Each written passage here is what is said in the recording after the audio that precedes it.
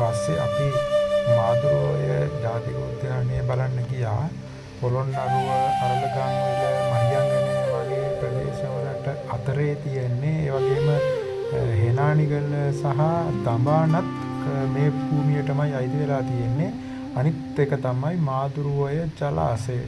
අක්කර ගණ අඩි ලක්ෂ 4ක වගේ ජලධාරිතාවක් තියෙන මාදුරුවය ජලාශයෙන් මහවැලි බී කලාපයට ජලය සපයනවා කියලා තමයි අපි අහලා තියෙන්නේ. අනික මාදුරුවය ජලාශයේ මැදිකොට තමයි මාදුරුවය ජාතික උද්‍යානය පිහිටලා තියෙන්නේ. ඒ නිසා අලි ඇතුන් විශාල ප්‍රමාණයක් මේ භූමියේ වාසය කරනවා.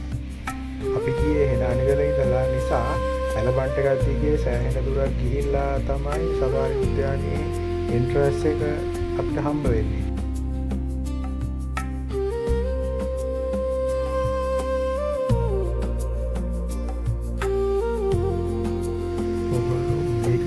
ගොඩක් පහසුයි. හරියම ලස්සන ඒ වගේම යන්න දුෂ්කර පාරක තමයි යන්න තියෙන්නේ. අතරම සෆාරි වලින් විතරයි මේක ඇතුලේ උද්‍යානයේ ඇවිදින්න දෙන්නේ.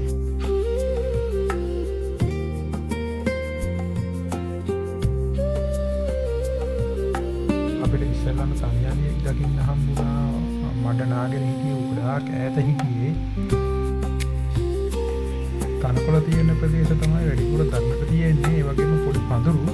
නමුත් විශාල ගස් නැතුවම නෙවෙයි.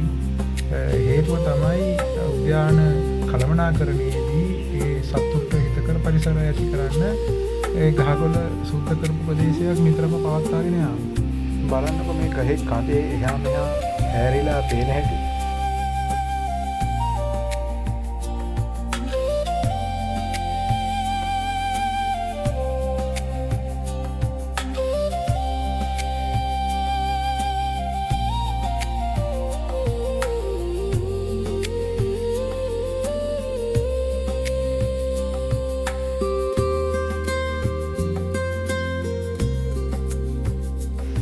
බලන්නකො තැන තැන අලි ඉන්න අපූර්ව.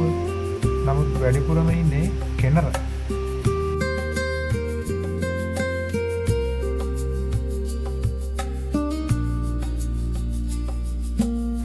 තව දුර යද්දී අපිට පුළුවන් වුණා අලි ආසන්නයට දැක බලා ගන්න.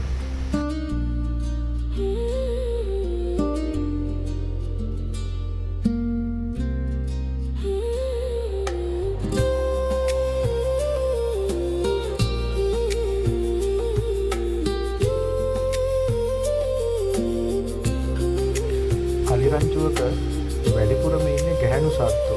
එහෙමත් නැත්නම් බොහෝ වෙලාවට කෙනරු තමයි වැඩිපුර ඉන්නේ. සමහරව හිතනවා තුන්පත් රෑනෙත් වැඩිහිටි පිරිමි සතෙක් ඉන්නවයි කියලා. ඇත්තටම වැඩිහිටි පිරිමි සතෙක් තුන්පත් රෑනේ නැහැ. ඉන්න පුළුවන් පොඩි පිරිමි සතෙක් ඉන්න පුළුවන්.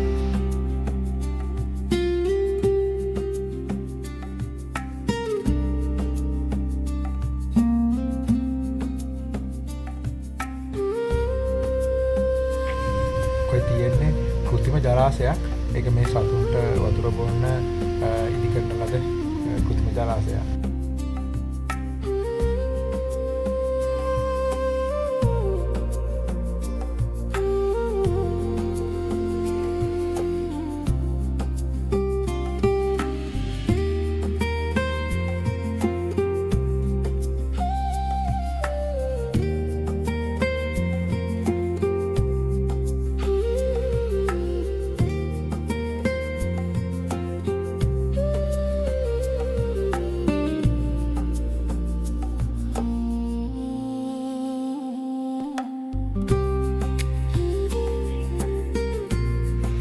මාදුරුවය විදුලි ජනක යන්ත්‍රවලින් භාවිතයට අරගෙන එළියට පිට වෙන ජලය මේ කිලෝමීටර ගණනාවක් පොළොව යටින් ඇවිල්ලා තමයි මෙතන උඩට මතුවෙන්නේ.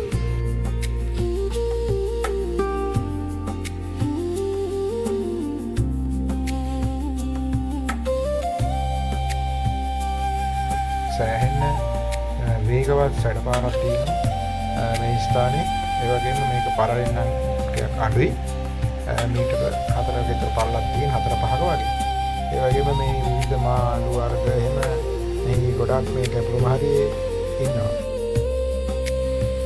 දෙපස හොඳ ශක්තිමත් ගල් පර්වත කුට්ටි දෙකක් අල්ලලා තමයි මෙහි විවරය ඉදි කරලා තියෙන්නේ. ඒ නිසා මේ සවිශක්තිමත් බව හොඳ හැටියටම තියෙනවා.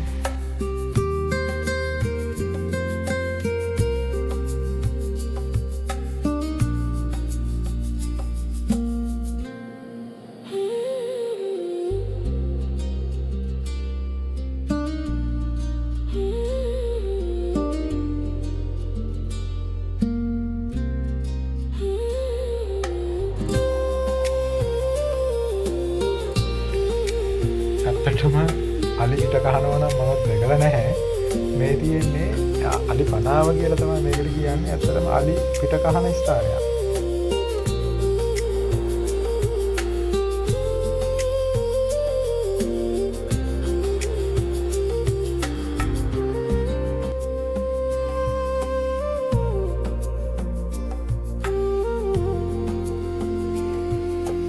මේ හරියට අපි එනකොට දවසම ගත වෙලා ඉවර වුණා. මේ මලහිරු පැසගෙන ඉන්න වෙලාවේ තමයි අපිට එළියට එන්න පුළුවන් වුණේ.